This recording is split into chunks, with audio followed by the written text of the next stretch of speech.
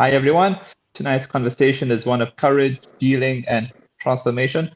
Joining us are two inspiring women who have turned personal pain into a powerful purpose, Samantha Chetty and Reshma Subramoney. Samantha Chetty, mental health advocate and Mrs Supranational 2026 finalist, continues to use her platform to champion emotional healing, empowerment, and social impact through her message, Together We Heal. Alongside her is Reshma Subramoney, author, poet, motivational speaker, philanthropist, and community advocate. Reshma is the author of The Lighthouse In Me, a deeply moving book inspired by her journey through trauma, loss, resilience, and self-discovery. Through her experience, she has become a voice of hope for many, dedicating herself to uplifting underprivileged women and youth through volunteer work and community empowerment. She is also a proud member of the Women of Worth Project Academy, an Olympus International Award recipient, and a top 30 influential women awarded for 2026. Together, they share a conversation that goes beyond titles and achievements, opening up about mental health, trauma, healing, resilience, and discovering the life within, even after life's darkest moments. How are you all, Liv? How are you all? We're doing amazingly awesome, and thank you so much for having us. And good evening to all your viewers.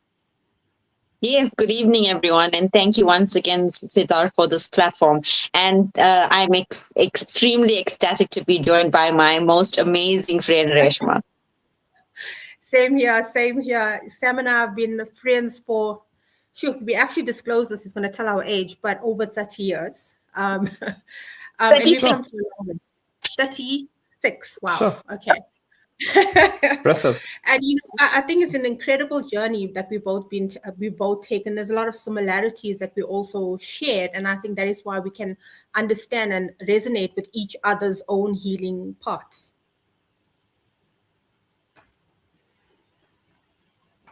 Yes, Samantha, you wanted to mention something before I get into the questions. Yeah, absolutely. I mean, thank you for everybody that's been on this journey with me thus far. And just following on from the last YouTube live, I think this one is around love and friendship and how love and friendship play such a powerful role in mental health. I mean, reminding us that when we are seen, when we are supported, and when we are truly loved, we're not alone. We don't feel alone. And how genuine connections bring comfort in difficult moments, strength through healing, and hope, when we feel heavy. And sometimes love and friendship can be safe spaces for us. And that's where the real healing actually begins. And as Reshma said, we go way back from humble beginnings, love for family, deep-rooted values, and we are small town girls with big dreams, and that's what actually connects us, because we vibe on that level. And I think we've known each other for almost 36 years. We've spent our senior years together, and then life obviously happened, and then we completely lost connection. And then by divine intervention in 2021, we rekindled, and it was like we were never apart.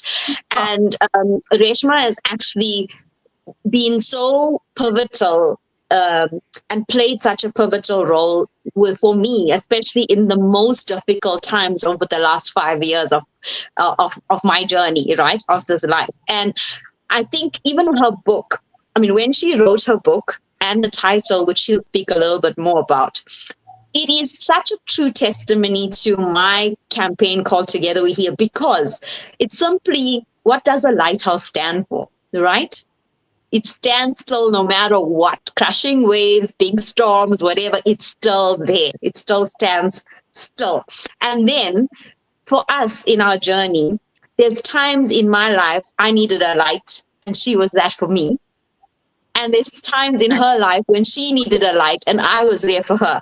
And today's conversation, to everybody listening and everybody that will be listening, is how true love and how true friendship is so important for our mental health, and how through this journey of ours, through the real stories we get to tell you, just having each other. Yes, we've had lots of other people, but just showing that this true connection, which has stayed through the test of time, how it has helped us be each other's cheerleader. So that, I hope, sets the tone and for the rest of the conversation tonight.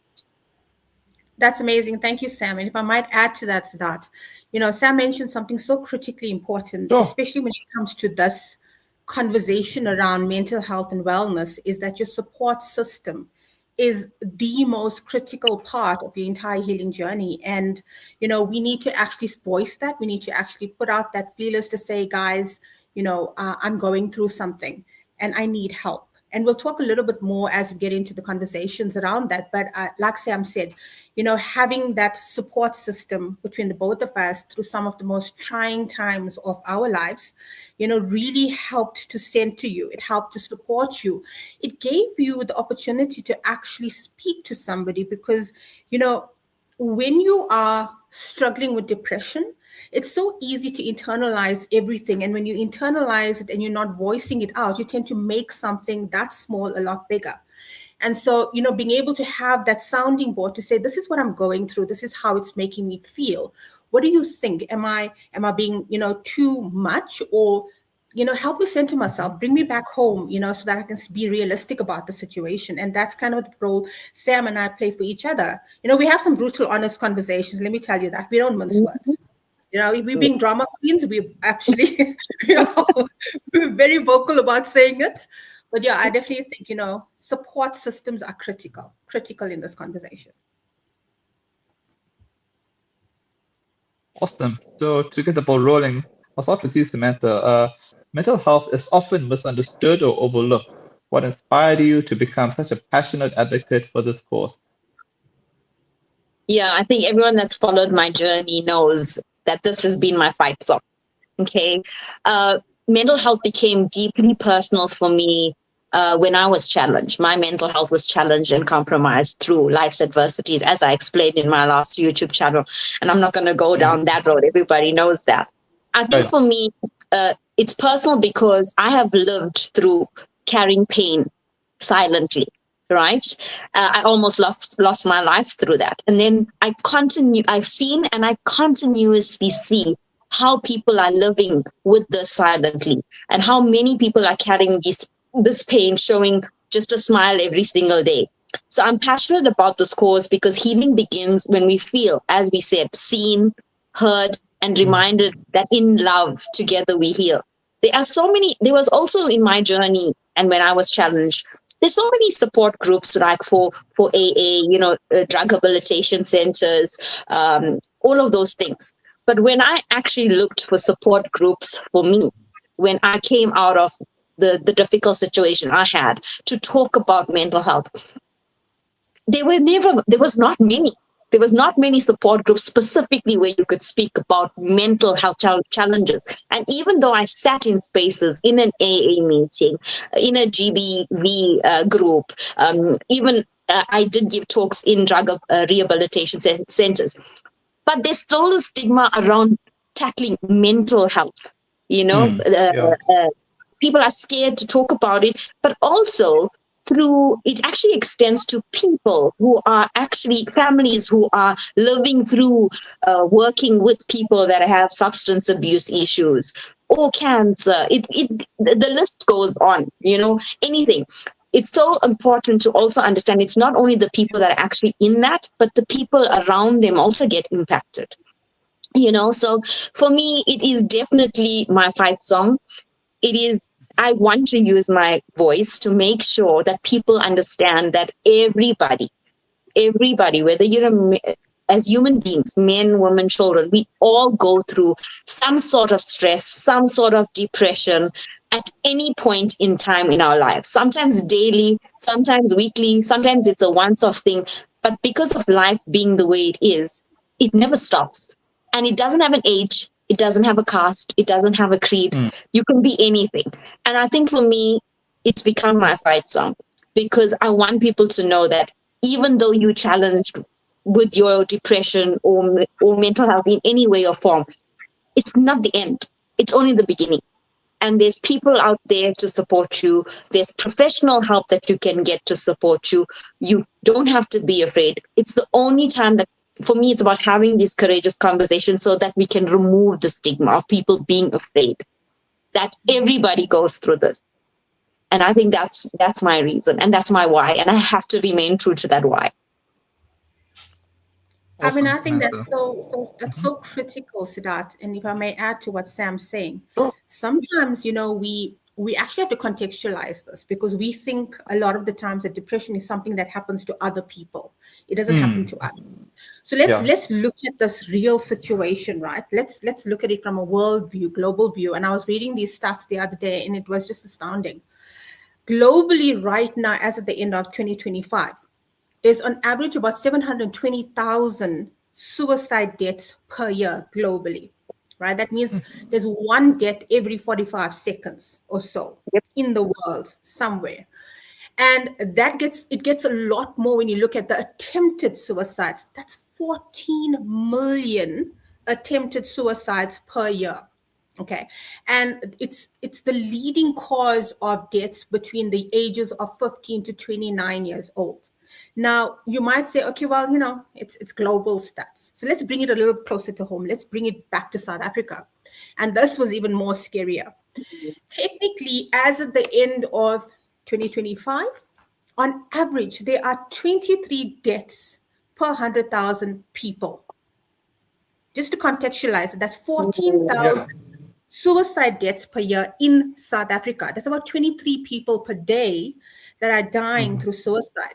And if you look at the actual attempted suicides, it's about 280 attempts per year, which brings it down to about 230 people per day are attempting to commit suicide. So 230 attempting to commit suicide and 23 are succeeding. When you look at that context, it's a scary statistic. And here's something for the male audiences to ponder, because it says that men are more reported to be 4 times more likely to die of suicide than women. Yep. When one asks, because they internalize it, but they don't talk about it. Yes. I always ask that question. And the answer that comes back is, as a woman, I think we are a lot more easier to open up about our problems, talk about it. And that's not seen as something that a man can or should do. The whole stigma around saying men are strong, so men can't have emotional issues, so we don't talk about it. They don't come out about it. And so suicides amongst men, 4 times more likely. That just contextualizes what Sam was saying. It's a crazy statistics. It's a pandemic that we need to actually talk about. All right. Reshma, in 1986, your family was devastated by the vitamin D poisoning tragedy that took the lives of your mother, sister, grandmother, and aunt. You were only 8 years old when your life was marked by unimaginable loss. What was the inspiration that kept you going and helped you find your purpose? So that to actually, answer that question, you really need to understand the context and the impact of what had happened. In 1986, I was 8 years old at the time, and my family had purchased what we thought was cooking oil from a passerby trader. And we obviously, being Indian that we are, we cooked with that oil in our home for close on a month. And what we didn't realize that we were slowly poisoning ourselves, because the oil was not actually cooking oil. It was concentrated vitamin D oil that is used in the manufacture of cattle feed. Now, to give you the context of how much we were having, 1 liter of that oil went to 5 tons of cattle feed, which means that we were having more than 2 million times the daily dose of vitamin D required for the body. Oh. And so there's never been another known case of this level of toxicity in the world. So obviously there was no cure. There was no idea of how to even solve or rid this issue that we were having, because firstly we didn't even know it was the oil that was causing it. And so what was happening was, as we were falling ill, we were literally bedridden. We had extended family members that were so loving and so caring of us. They were coming over to take care of us, help us throughout the day, but they themselves eating the very same food that was prepared with the vitamin D oil and falling sick. So by the time it was realized that it was actually the cooking oil, there was close on 13 people within KZN, within my family, that were already taken ill. And of which, like I said, it was 4 members of my own personal family. My mom, who was 39, my sister was 14, My granny, who was around 65, and then my aunt, who was 27. In addition, our housekeeper, Cynthia, who was in her prime. So it's 3 generations, Siddharth, of women that were lost.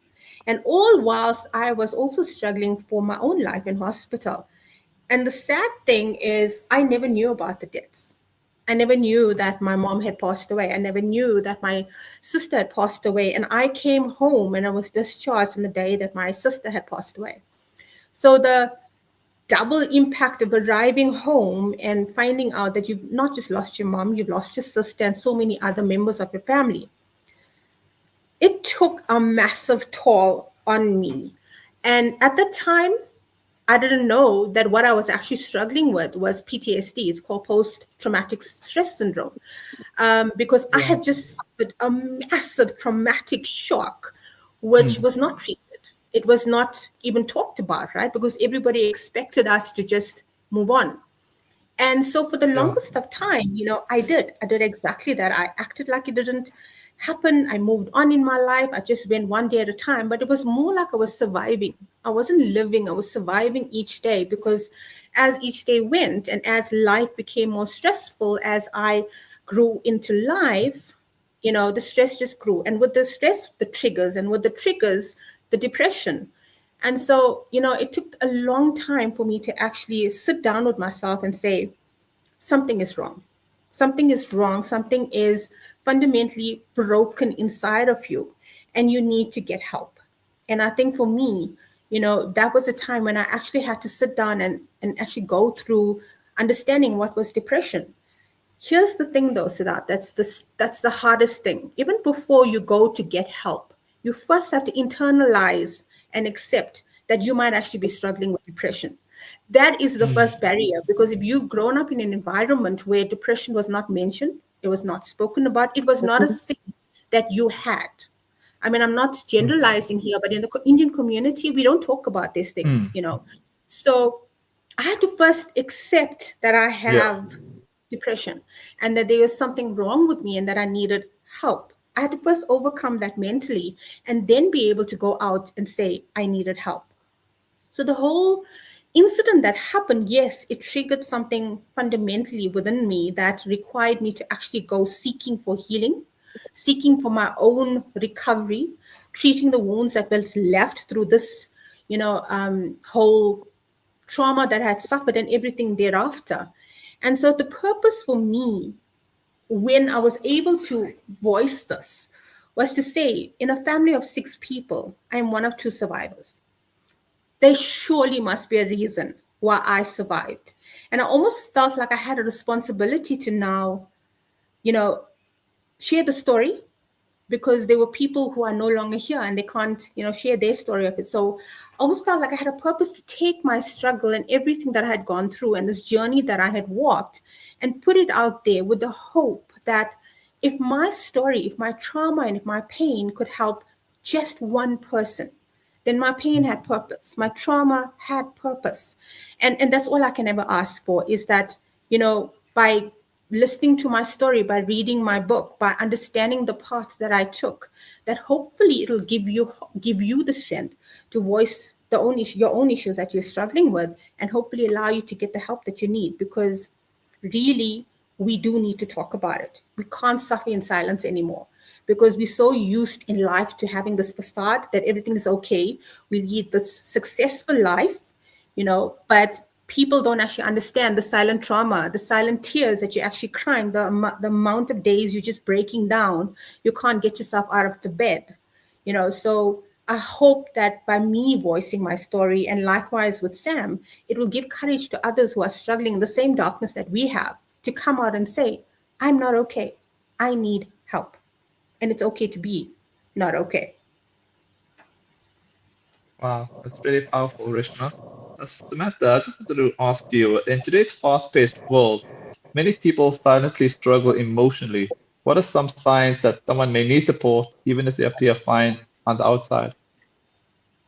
Yeah, I think we all know this wonderful saying, or should I say tagline, that sometimes the strongest smiles hides the deepest pain. And as Reshma said, we walk around with these facades, right, of painting this picture that we got it all together, and with the fast-paced lives that we love, we just move on from one thing to the next thing, never stopping to pause to do some self-introspection.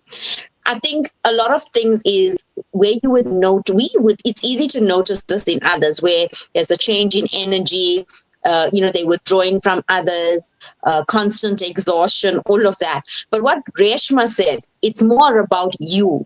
It's more about identifying when you are actually in the space where you're not yourself, being honest, being real, because most of the time others see it. They see our change in character, all of that.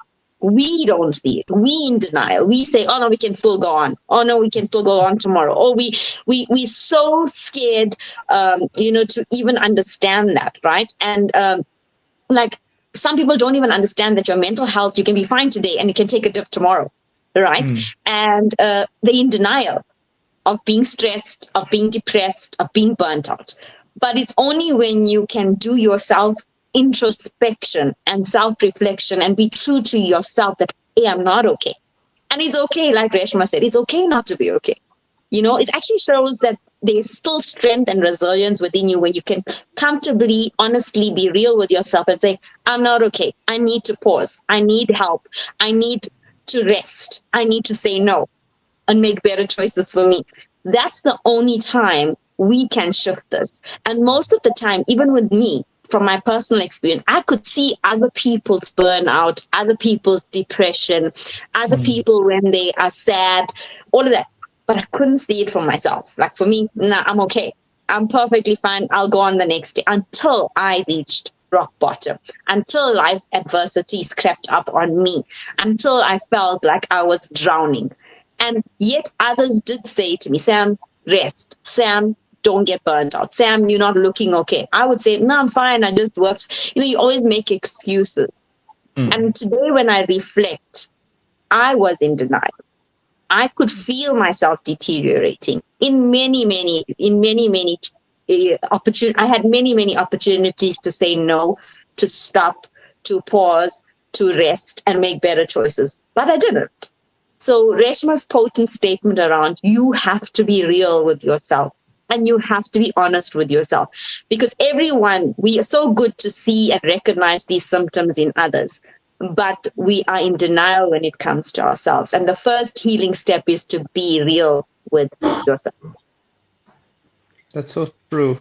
Reshma, you wrote a book called The Lighthouse In Me, which was born from some of the most painful chapters of your life, including childhood loss of your family, your father's abandonment after your mother's death, and later the grief of losing your baby boy at 6 months. What made you decide to write this book and use your story to help others heal? Siddharth, when I look back at the trauma that I had suffered, some was so, it was so personal, and it was in different versions of myself. The first one being that as a child, as a daughter, and the second one, being that as a woman and a mother. And I always say that in your life, you have different versions of yourself. And if you look back at your life, there's milestones where a certain version of you died and a different version of you was born. And then when I look back at the milestones that I had gone through, I could actually mark it off.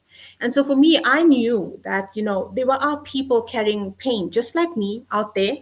And to Sam's statement and what she said previously, here's the reality of it.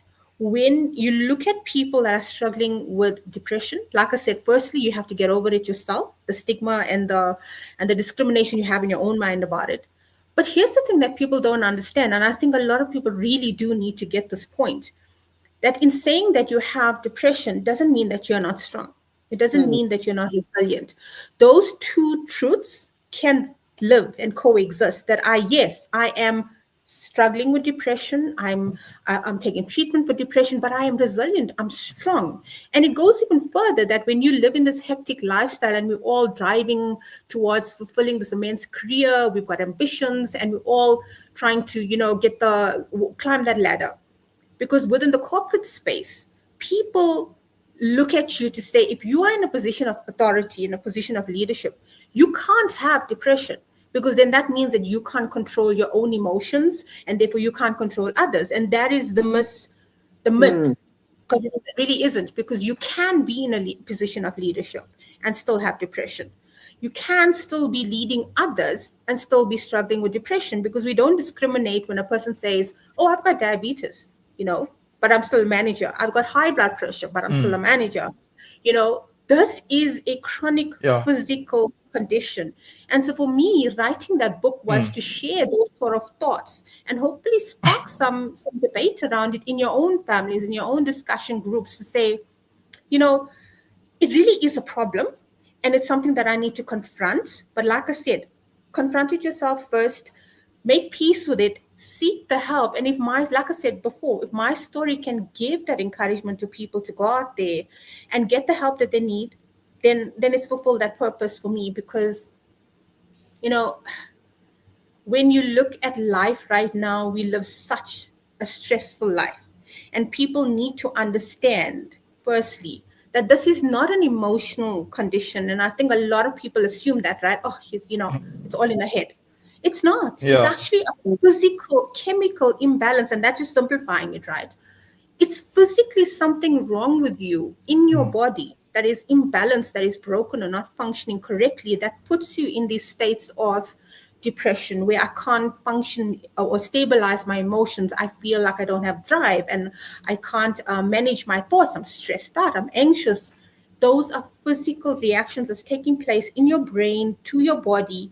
And when you realize and think about it in that way, that is actually a chronic medical condition physically that I now need to manage, it kind of puts it in a different space, right? Not being something that's mental, but rather being something that's physical that I have to now resolve and manage so that I can continue with life in a more even, stabilized sort of way.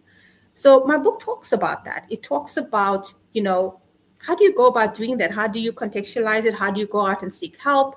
What are the stages of it that you go through? And I'm hoping, as I said, if somebody can find strength and healing in that, then it's achieved its purpose.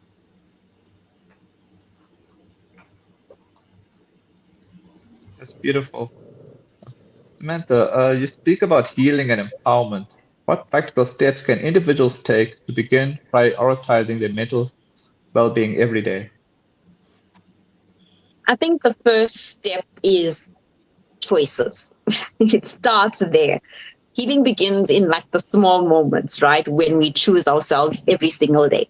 I mean, that's something that we can do. It's not selfish.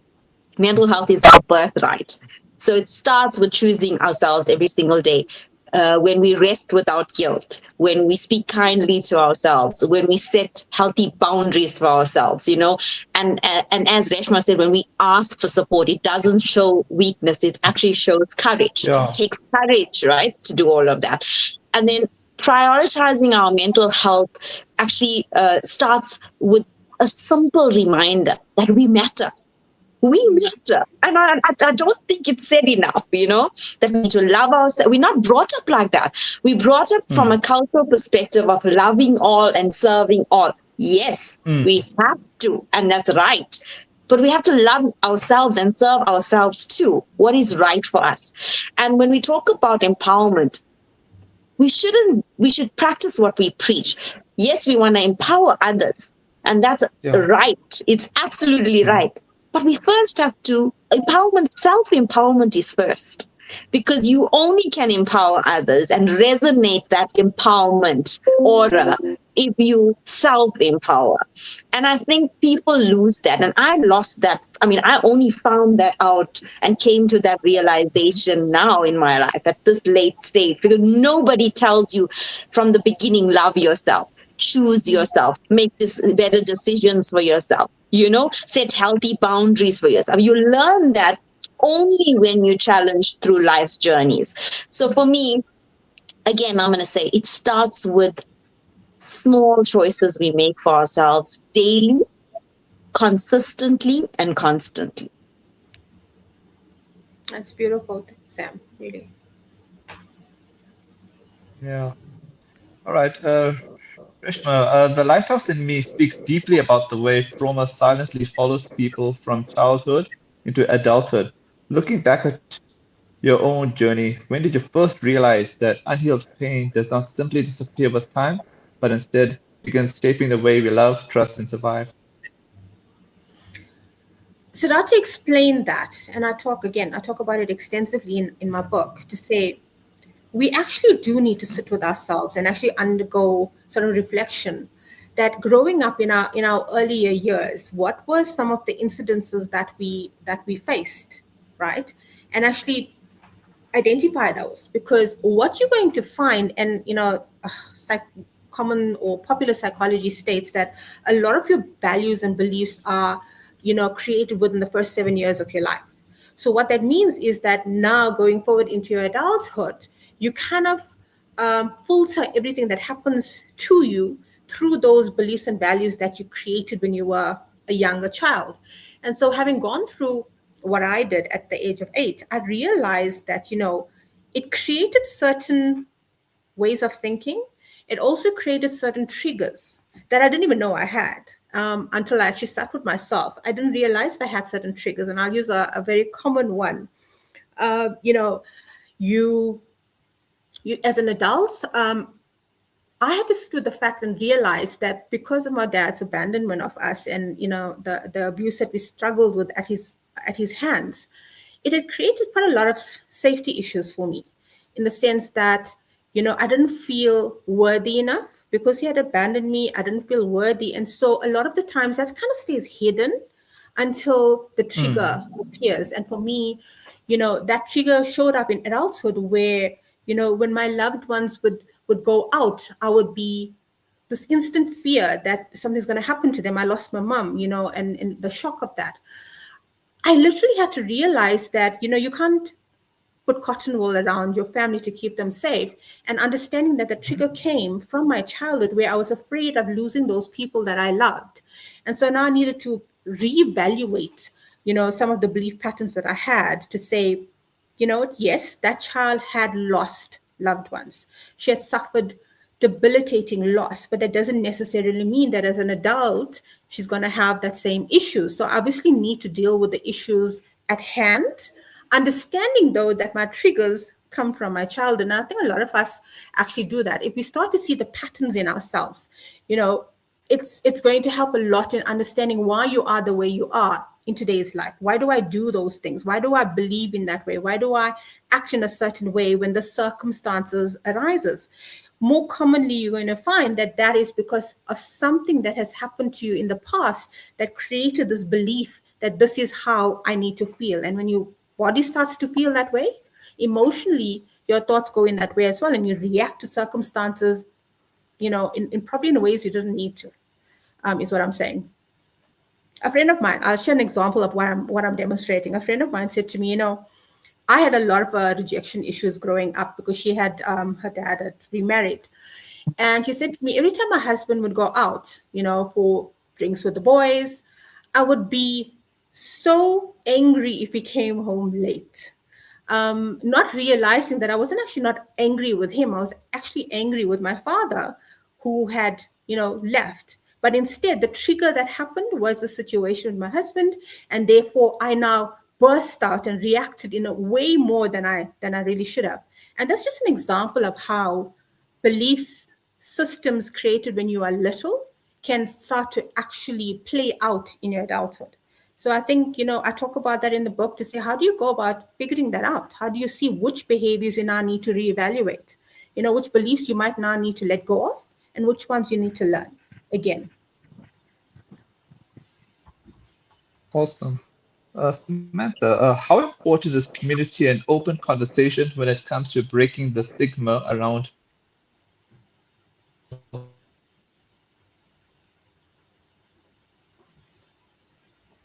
I'm losing you, Siddharth. Sorry. Samantha, are you there?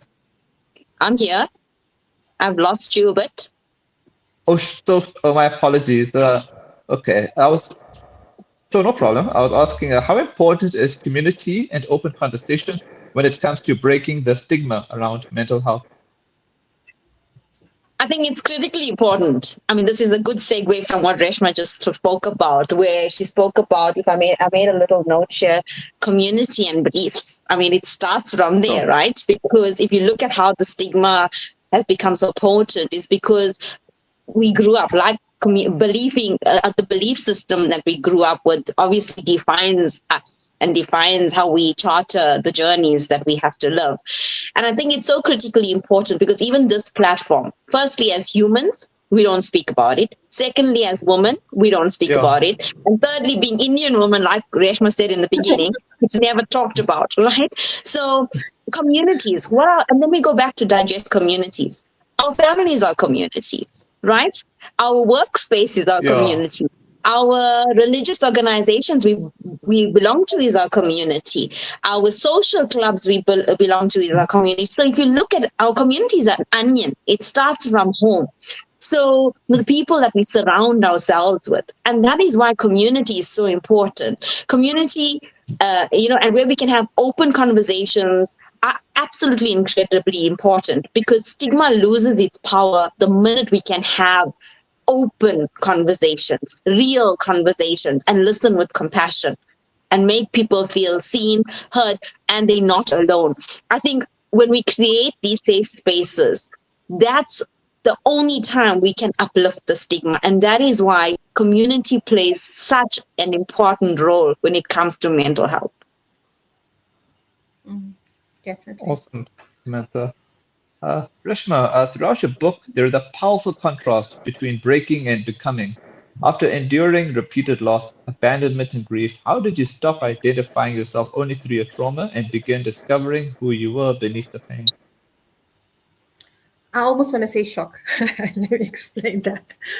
So Siddharth, when I lost my son when I was 6 months pregnant, I had come out of that situation devastated, and I had very, very severe postpartum depression.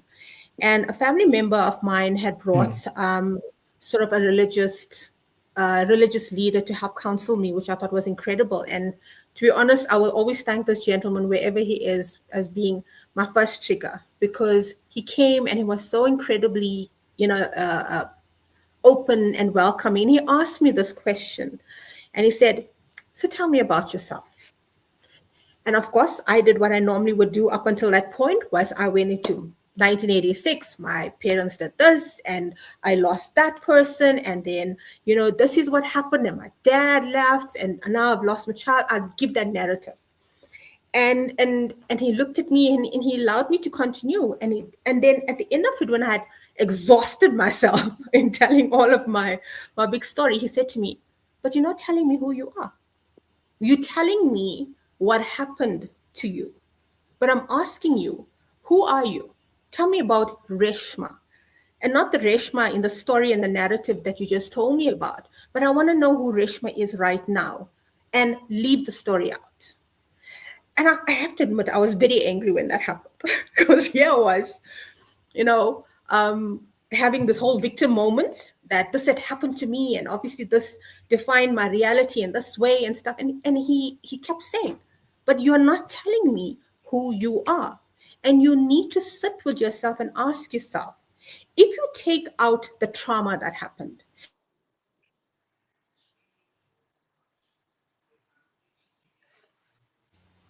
if you take out the loss of the child and everything else that happened in between, take out those narratives from Reshma's story. Find out who you are. Who is Reshma? What can she take credit for in her life to say she has done this? She has become that. You act because of this. What in your life are you taking credit for? Because right now you can't take credit for things that your parents had done. You can't take credit for stuff that other people had done. Tell me about who you are. And that led me on a journey. It really was my first trigger start, because I had to now sit down and ask myself, who am I? If I leave that narrative aside, who is Reshma? I didn't know. I actually didn't know who I was. I didn't know what I believed in. I didn't realize, how much I'd let the story become me. And that is the powerful thing that I want to say to people, that trauma happens. And I'm not in any way belittling the trauma that happens, because it's tragic. But your trauma doesn't define who you are. Your past should not control your present, and it should not dictate your future. So if you start to understand, like I said, the trauma that you suffered, contextualize it, understand how that affected you and how it impacted you emotionally from a mental space. And obviously, if there's issues that you need to get help for, get help. But then also separate yourself from it and say, okay, this happened, right? But I'm not going to act despite that. I'm going to not let that define who I am. I'm not going to let that dictate my actions. I'm not going to let that dictate my thoughts and define who I see myself to be. I mean, I wanted to look in the mirror and be proud of the woman that I am. I wanted to look in the mirror and hopefully be proud, have my family, you know, my husband, my kids, be proud of the woman that they were looking at as a wife and a mother. And that really, really inspired me. My family, you know, wanting to be more for them, wanting to be present for them. It actually allowed me to start asking those hard questions and then seeking the answers for it. You know, so I always say you need to understand that breaking is not the part, it's not the end of the story. It's actually the beginning, because that's where the awakening is going to happen, to say something is wrong, something is broken. What do I do about it? And that's going to take you on that journey of healing to becoming this healed version of you, because you are not the wounded version of you. You are the healed version of you, or you need to become the healed version of you and recreate your narrative of who you are as a person. I hope that explains that as best as I can, Siddharth. Yeah, that's really powerful. Samantha, for someone currently battling anxiety, depression, or emotional or burnout, what message of hope or encouragement would you want to share with them today? I think I'm going to echo what Reshma just said. You know, please remember these moments don't define who you are. That's the first thing. Mm-hmm. They completely don't define who you are. And even on the hardest days, your story still holds purpose. You know, your presence still matters, and healing is possible, you know, and it has to happen one step at a time. And you're not alone in these experiences, right? Everybody experiences depression, anxiety, emotional exhaustion in some shape, way, or form every single day, right? We need to be honest with ourselves. We need to take responsibility for our health and do what's right for us. And what is also right for everyone around us. And I think in any situation, for me, one most important thing, whether you're in a relationship, whether in a different environments, work, home, spiritual organization, etc. I mean, if any of these things don't feed into you, you know, you have to be courageous enough to say, I need to change it. Because if you don't change it, everything remains the same. So the first thing is, don't let it define you. Secondly, you have to be honest with yourself and be courageous enough to say, if it's not feeding me, then I'm not feeding it either. Because otherwise what happens is that's where we drain ourselves. We feed something, we keep on feeding something that's draining us. When actually, if you really want to be healthy, you have to be able to make those right choices of what's feeding me versus not, what's not, whether it's an environment, whether it's a person, whether it's a community. And I think when we can do that, for me, that's the most important thing, you know, to make those changes, to remove yourself. Because as I said, change is the only constant. And I think I said this in the last time, the last time we were live. Change is the only constant. We just need to be able to be graceful enough and courageous enough to make the changes needed for things to change. That's so true. Reshma, in many ways, your book challenges the image people often have of strength, especially in women. You speak openly about depression, emotional exhaustion, and the weight of surviving for those whilst quietly falling apart within. Why was it important for you to tell that truth so honestly in this book? That is such an important question, Siddharth.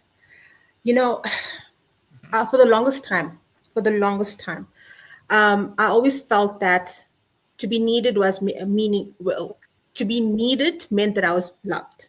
And that was just such a wrong thing to think about, because, you know, I had to sit and ask myself, do I put myself first in my life? And as a woman, especially if you're a mother, if you used to say, I am come first in my life, I almost want to cringe. I feel guilty saying that, you know, because I'm a mother. How can I be first in my life? My children come first. My family comes first. My husband comes first. And as important they all are, and as much as I love them, I had to realize first I have to love myself. As a woman, I had to come to the point of saying I needed to love myself and I needed to put myself first, because the woman that was playing all those roles as daughter, mother, wife, sister, friend, those are just roles that I'm playing. It's the woman within those roles that are playing it. And it's the woman within that role that needs to actually be fully functioning. And it's the woman within those roles that needs to love herself so that she can give love to others in the roles that she plays as a mother, as a wife, as a sister, as a friend. And I think as women, we tend to do this very often to ourselves. We put everybody first and we give and give and give, but we're not good at receiving. I always used to feel uncomfortable when I receive gifts. I don't know what to do with it. I don't know how to respond to it because, I'm more comfortable giving, but I'm not comfortable in receiving it. And we actually need to question ourselves as women. Why do we do that? Why do we believe that? Why do we believe that I have to be needed to be loved? Why can't I just be loved without doing anything? And that's a really hard point that I had to actually ask myself. And I realized a lot of women were struggling with the same concept, right? Of saying, can I love myself first and best? And then when I'm fully in love with myself, I can love everybody else, thereafter. And that's not an easy thing to do. I mean, I don't know, Sarah, we spoke about this at length. It's not an easy thing to do, to say, I am first in my life. I'm allowed to have dreams as Reshma, the woman, as much as I have dreams as Reshma, the wife, and Reshma, the mother, because you have those dreams for your family, but you also have dreams for yourself. And you should pursue them as equally as strong as you do for everything else in your life. And I think that is a very, very hard conversation that we need to have with ourselves as women across communities and across races, because I think that is a problem in womanhood, rather. Yeah. And I think to add to what Reshma said is the right choices are the hardest to make in life. Yeah. And I think we don't realize that, right? And to stand for the right thing, even if you're the only one standing, is again a hard choice, right? And then also overlay being courageous enough to make the right choice for you, knowing that it's going to hurt others in the process, is also a choice that you need to make, because most of the time we don't make the right choices because we're worried about how it's going to impact kids, parents, sisters, brothers, community, who'll say what. And that is where we need to change. And I think we learned that very late in our lives, that sometimes, unfortunately, you have to make the right choice for you, even if it has to hurt others, because by protecting others, you are deteriorating and you are hurting yourself. And then you're hurting yourself where you can't be the best version of yourself to be able to selflessly serve everybody that you need and play all the roles, like Resh said, as a mom, as a daughter, as a sister, as a leader. You have to be so ingrained with yourself. And to be able to do that, you have to love yourself and make the right choices for yourself. Then you can only be the best version of yourself. Because to be honest, we're not in competition with anybody. We're in competition with ourselves. And the minute society and people and human beings can understand that, we're never in competition, whether women, men, kids, we're not in competition with anyone. The only person we're in competition with is ourselves, to be better than we were yesterday. Sam, what Sam said is so important, Siddharth, because really think about it. How do you love others wholly if you don't love yourself? How do you love somebody else and see the best in others when you don't see the best in you? If you can't stand in that mirror and say, I'm incredibly beautiful, I'm incredibly strong, I am intelligent, I'm an ambitious woman, I'm, all of these wonderful things. I don't think we actually do that. We don't stand in the mirror and tell ourselves that. And I think we need to get into the habit of it, to say, I'm a powerful, strong, resilient, courageous, beautiful woman. And when you start to believe that about yourself, and you see the beauty and the courage and everything good about yourself, it gives you almost a full say in a way of seeing the good in others as well. Because now it's almost like, they say your cup is overflowing. And because it's overflowing, you have more love to give everybody else, because you love yourself so completely and you love yourself so honestly. I mean, I'm not saying love yourself. I mean, when you're being a drama queen, being honest about it, that you are being a drama queen. And what are your weaknesses? Get to know them. Have some honest conversations. Say, okay, well, I'm impatient. I know my family says that to me. I'm impatient. I'm extremely stubborn. when I make my mind up, I'm a certain way, and get to know those things. Okay, yes, I am. Why? Why am I this way? What's feeding it? What do I need to do to stop it? So as women, we need to do that more often for ourselves. We need to tell ourselves to love ourselves first, love ourselves best. And in doing so, we can love others more fully and more honestly. And I know I take over this conversation now, Siddharth, but Reshma mentioned something about you can't serve off an empty cup. I had an amazing conversation with Leanne Naidu, our director of Mrs Supranational, and I'm going to quote her words. She said, Sam, you should never serve from your cup. Your cup should always be full. You should serve from your saucer. And it made so much of sense to me. It hit home on that day what she said. She said, your cup should never be empty. Your cup should always be full. You feed people from your saucer. Everything that's overflowing of your cup, you feed. And it's such an amazing analogy because we serve from a cup till it's run dry, and then we realize, okay, we need to refill it again. But actually, we should maintain that by the choices, with the healthy choices we make, looking after ourselves, love ourselves. All that should be in our cup. No one should be able to get in there. And we should be serving off our saucer so that our cup always remains full. And that's the only way we can protect ourselves, protect our character, protect being the best versions of ourselves and being better and doing more, only by protecting that cup. No one should get in that cup. You can remain in the saucer and you can drink off my saucer as much as you want what's overflowing, but don't drink off my cup. Thank you, Leanne. I think that's so incredibly powerful. I'm definitely going to use that analogy. Definitely. I think it's so powerful. It just pretty much sums up that question you had, Siddharth. Yep. Sure. All right. Before I get to the final questions for Reshma, there's actually a comment question here. I'd like to just break the trend a little bit. This was from Resh Chitan. Hi, beautiful ladies. Thank you for all you give back.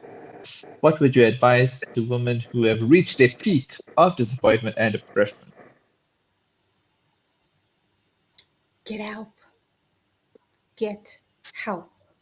Because if you've reached that peak, it's telling me that you're at that final stage where you literally are at a space of urgency. You need help. And I'm not sure, I mean, the viewer didn't state specifically if they're being treated or not, but if you're at that point where you are not coping with the depression, hopefully you have been diagnosed. And if you have been diagnosed, then ideally you should be receiving either therapy or you should be put on some medications to actually help you balance those chemical reactions that's happening in your brain. But if not, then please get the help that you need. Voice out for support to your family, to your friends. And if you're not comfortable, there are organizations that you can actually reach out to that are anonymous, to get advice around that. So definitely, please get help. And also for the fact that you actually have identified, like we said earlier, some people don't even identify. The fact that you've identified that you are at your peak and you reached your threshold means that you are so courageous within yourself that you know exactly something's not okay.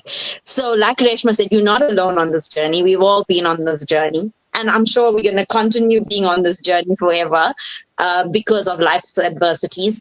It's still enough time. There is help. You're not alone. You can do whatever you need to do. If you want to reach out to us personally, we've been on this journey before. We can help you and support you. Or if you feel you want to do it on your own, I think the professional help is so important because for the longest time, I've also thought I could deal with it myself until I got professional help. And I can tell you only professional help coupled with having an amazing friend like Resh, coupled with having a beautiful family like I have, who I can go to, like my mom and dad, my kids, my sisters, being there. So don't be afraid to reach out to your people. Don't be afraid to get professional help because right now I think you're in an amazing space where you're not in denial. You know that you're not okay.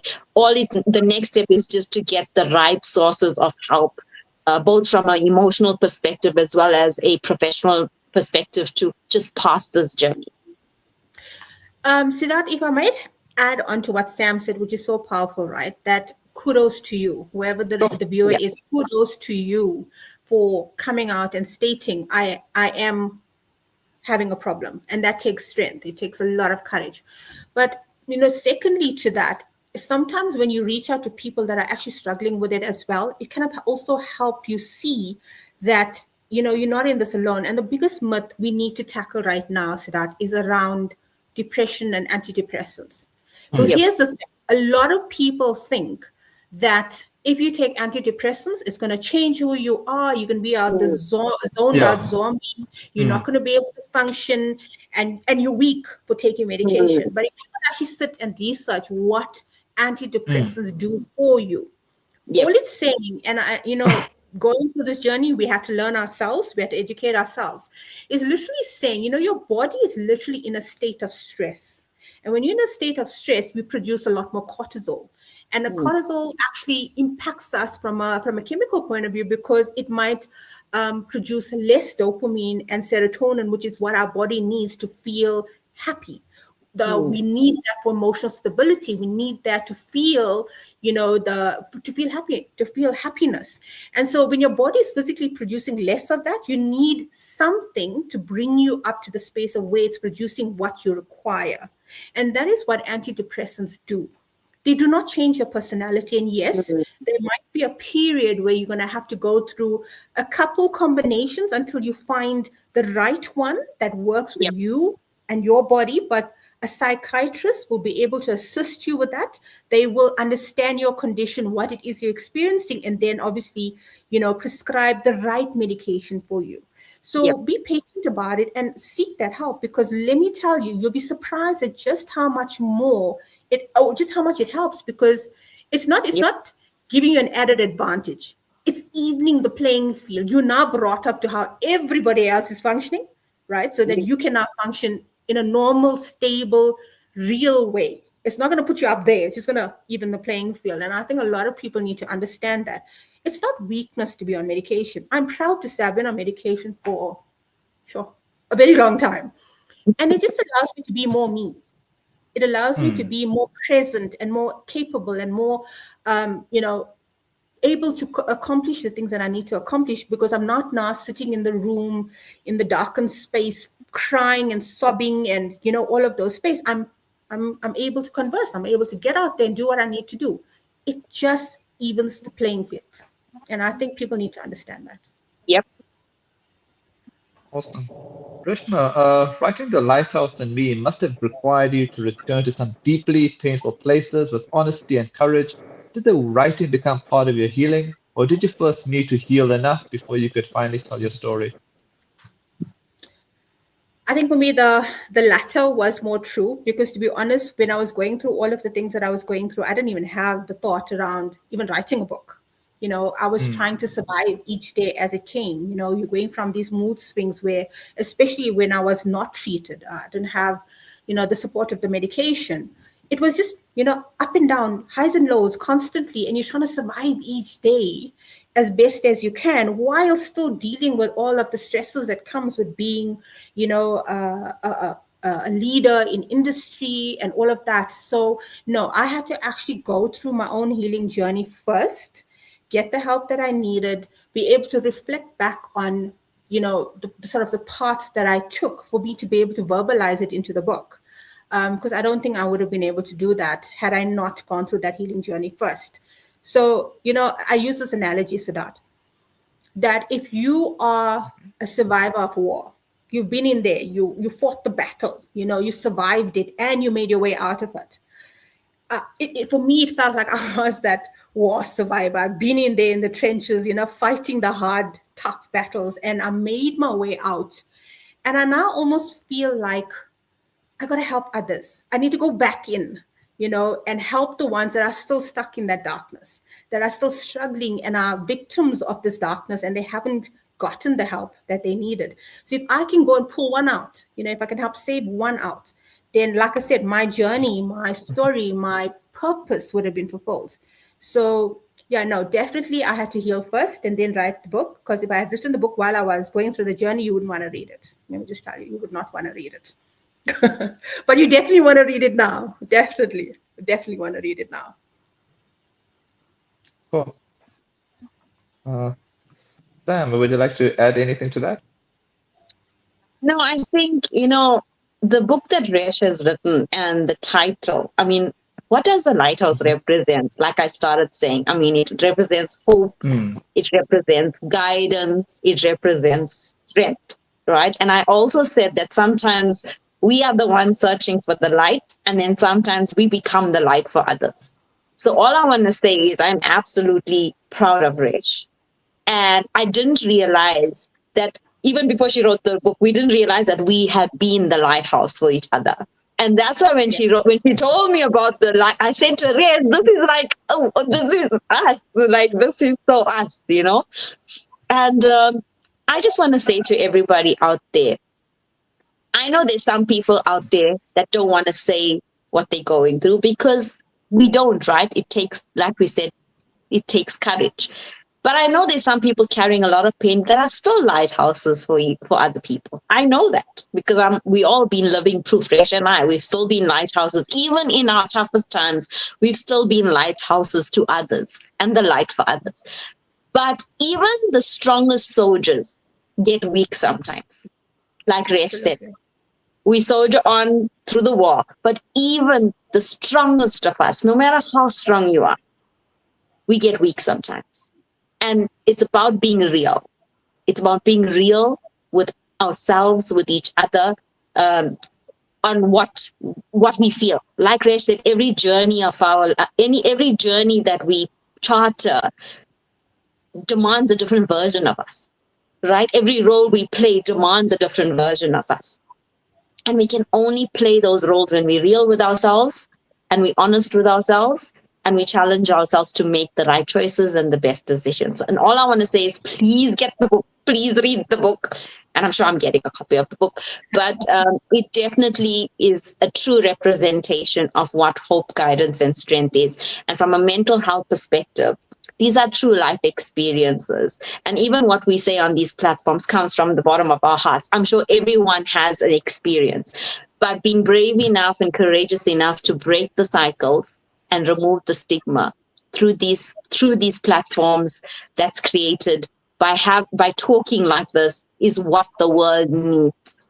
By our little stories, so that everyone can see everyone goes through this every single day. And the minute we can make this live a daily living, a daily ritual, that we can talk about these things openly, honestly, and not be judged, that's the only time we're going to remove the stigma. And all the stats that Reshma has spoken to you about on this call, and I have spoken to you on the last call, we can only change those stats through these type of voices. Our voices need to be heard. All our voices, men, women, and kids. It's a time for collective empowerment to remove the stigma.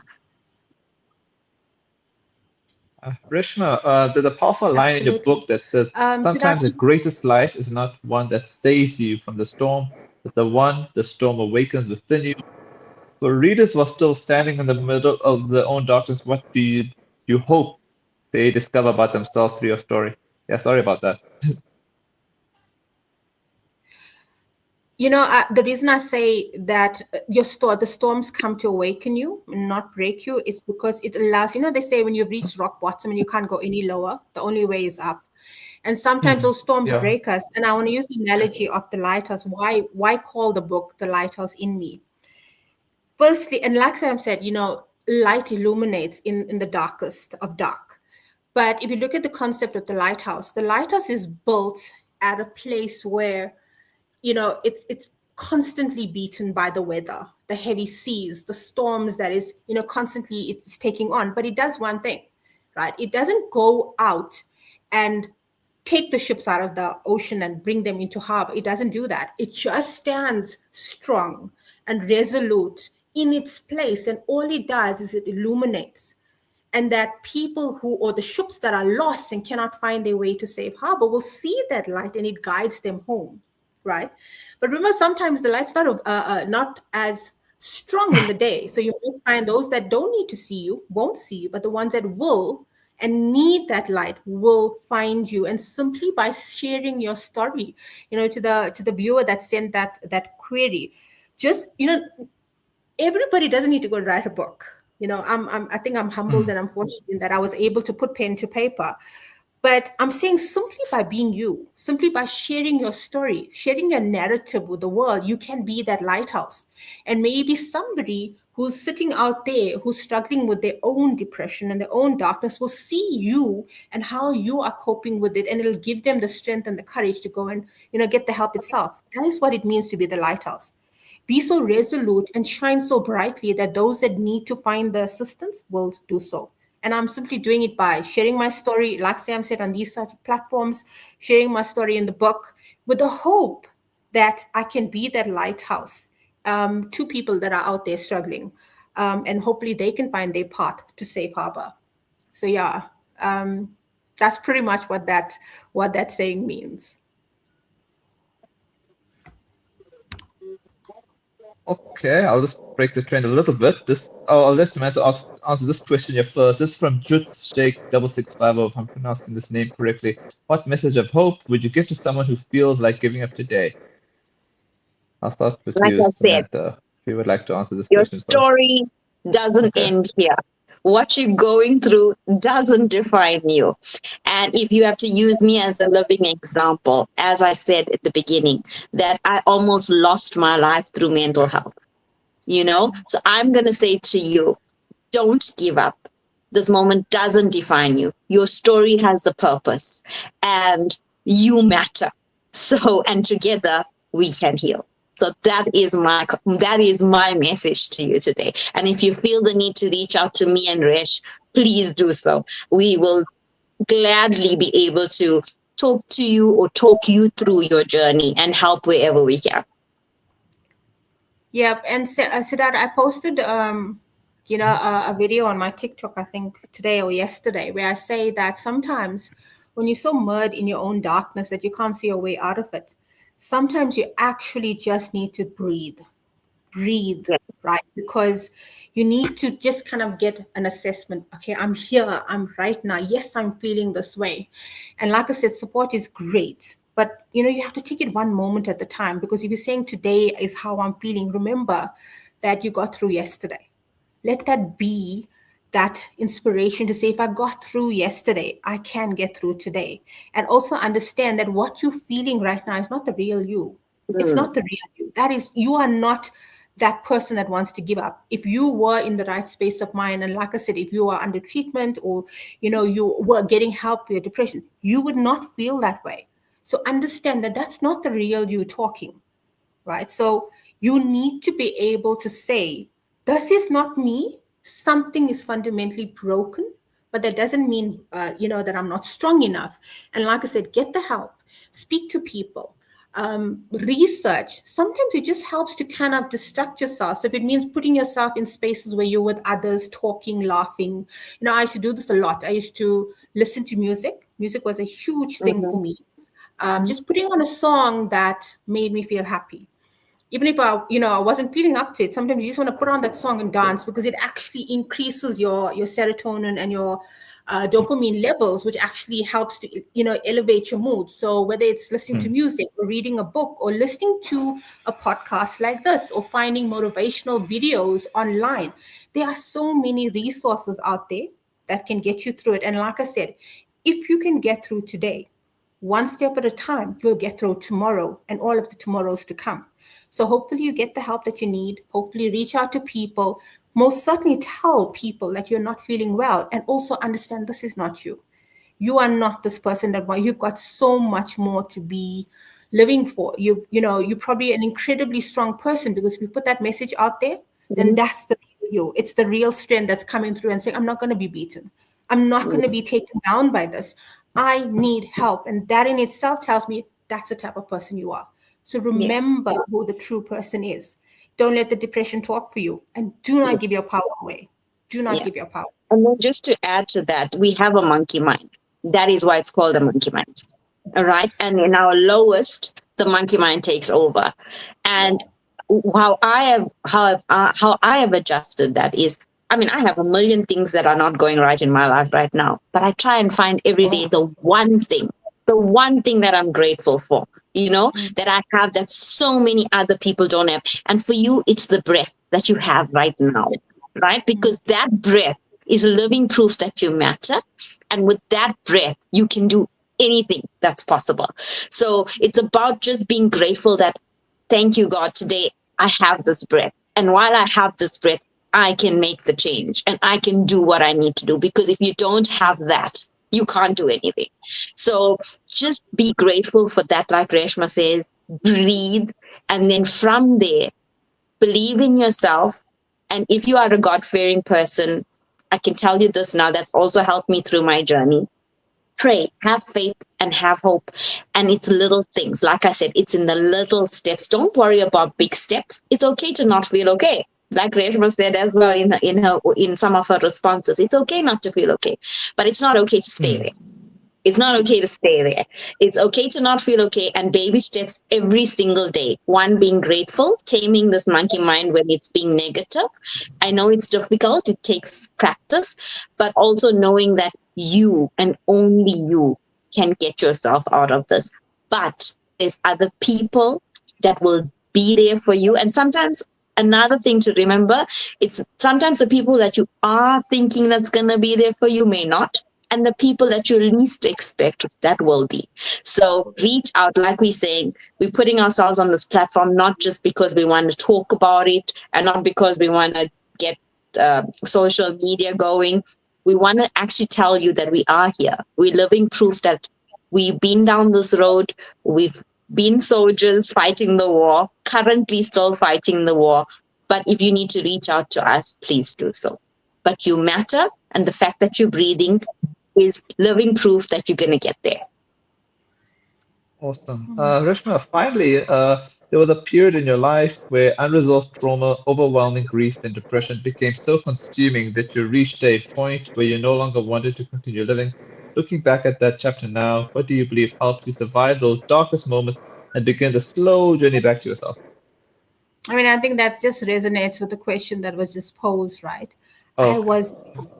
I was there. I knew what it felt like to not want to live. And when people looked at my life and they looked at my successful career and the amazing love that I had from my husband and my children, they couldn't understand why. Why would you feel that way? You have so much going for you. Why would you want to end it all? And like I said, that was not the real me. That was not the real me speaking, but I was there in those moments. I had the knife in my hand. I had the tablets in my hand, and I was, dear God, forgive me, but I was writing out my suicide note. I really was. I had written out my suicide note to say to my family, and surprisingly, it was addressed to my children to say, why am I not going to be there tomorrow? And it broke me. In writing that note, I realized, I'd be failing myself firstly if I had to do this, because this is not me. It's not the real me talking. But more so when I looked at my kids, my God, they were my inspiration to keep going. Really, I wanted to be better for them. So to the viewer that called, look at like Sam said, look at what's going good in your life. Take inspiration from that. Look for the love that is there, and I'm sure there is. And like I said, realize you are not speaking from your most authentic self right now. And I had to tell myself, and like I said, I had to reach out. I had to say, I have a problem. And sometimes I wasn't too successful, right? I did take the tablets. I did try to cut my hand. And that was in the moments where I was not treated. I was not on medication. I was not, actively doing something about my condition because I hadn't accepted it. I personally could not say to myself, Reshma, you are struggling with depression. You have a problem. Go and get the help. I couldn't say that to myself. And it was only when I was able to voice that to me and say, you know what? I do have a problem. This is not me. The most authentic self is the person that's laughing, that's smiling, that's strong, that's resilient. That's the true me. This is not me. And it was, that realization, like I said, looking back at that journey, I had to forgive myself first, to say, you know what? Yes, you were there. I had to forgive myself and say, you had those moments, it wasn't the right decision. And of course, it caused hurt to so many people that I love. It was my husband and my kids that had to walk this journey with me, my extended family that was so supportive. And I know I hurt them. And I had to forgive myself for that, to say I wasn't my best for them. And in a way, it worked for me because it gave me that inspiration to say, you know what, I want to live another day. I want to live for them. I want to live for me, for the real me. So to that person that's out there that's struggling, you know, I've been there. I know it. And I think it's a stubbornness that came in and helped me to say, no, damn it, I'm not letting this I'm not letting this best me. I'm not going to let this get to me. I'm going to get myself out of it. And it was only when I verbalized it to myself and realized I had a problem. And it was only when I got the help that I needed, then I could actually start to feel more like myself and be there and more present for the people in my life. So yeah, you know, we understand, Sam and I understand being down in the depths of that darkness where it's so encompassing, you can't see your way out of it. Find what gives you that inspiration, whether it's God, whether it's your family, whether it's music or reading or whatever. Find that inspiration just to get through that moment. Because remember, those moments don't last. It comes in, you know, dips and troughs and stuff like that. It comes, it goes, it comes, it goes. Just get yourself over that dip, you know, because you're going to come up again and it's going to go down. So hopefully before you go down again, you know, you get the help, you get the medication that you need. But just get over that moment, that one moment at a time, one step at a time, one day at a time. And, you know, to add to that, I'm never a quitter. I've never been a quitter. And when I got to that point in where I almost drove my car off the cliff to say, I'm done. I've done everything possible in my life, but everything is going wrong. It was in that moment I realized I'm not a quitter. I've never been a quitter, and I will never be a quitter. And making the right choice for yourself is not being a quitter. It's actually you are being a hero for yourself. So please, you are not a quitter. The fact that you were so courageous to put that question there, it means exactly that. You're not a quitter. And some things, you have to choose the battles you want to fight in life. And like I said earlier, if something doesn't feed into you, then you have to make the courageous have the courageous conversation with yourself and have courage to remove yourself from that. Because as long as you're going to stay there, like Reshma says, some days you're going to feel like the world is conquering you, or some days you're going to feel like you're conquering the world. But to get to that stability of where you need to be stable and never have these things again, you got to be honest with yourself, make the right choices, get the help, and get out of it. And there's definitely, we are living proof that you can overcome that and you can pass that. It's just a point. It doesn't define you. It doesn't. Not at all. Ladies, I've just realized, I think you'll have covered so much ground, so maybe you can answer this question here in a nutshell. This is from Ronald Lewis. Ladies, how do you cope if you feel that you are so depressed that there's no way out? So you can just probably answer this in a nutshell, because I think you'll have covered this quite a bit. No, it's exactly the same thing that we mentioned. You know, it's the one moment at a time. It's the one step at a time, getting the help, voicing that need. And, you know, normally when you come out to somebody and say, and usually when it's a therapist, when you're in that mood, the first thing that they do is they say, give me a number or somebody who you trust and who you can count on. Because when you're in that space, that becomes your support buddy to say, this person is going through that mood, go and do an intervention. And sometimes you might need that intervention right now. So who is that person that you trust implicitly to be able to say, I'm not okay, help me. Get the help that you need. That's all I'm going to say. Get the help that you need. And I think I'm only going to add two things to that. One, there is a way out. That's number one. And number two, it's coming from someone who spent a month in hospital and before she went there thinking there was no way out. So I'm going to change that around for you and say there is a way out, and say that to yourself as an affirmation every single day, and do the baby steps and take the next step of seeking the help you need. And you so deserve. Maybe we just need to also, Siddharth, if you can put it into your description or somewhere, there is places like a Kiso clinics.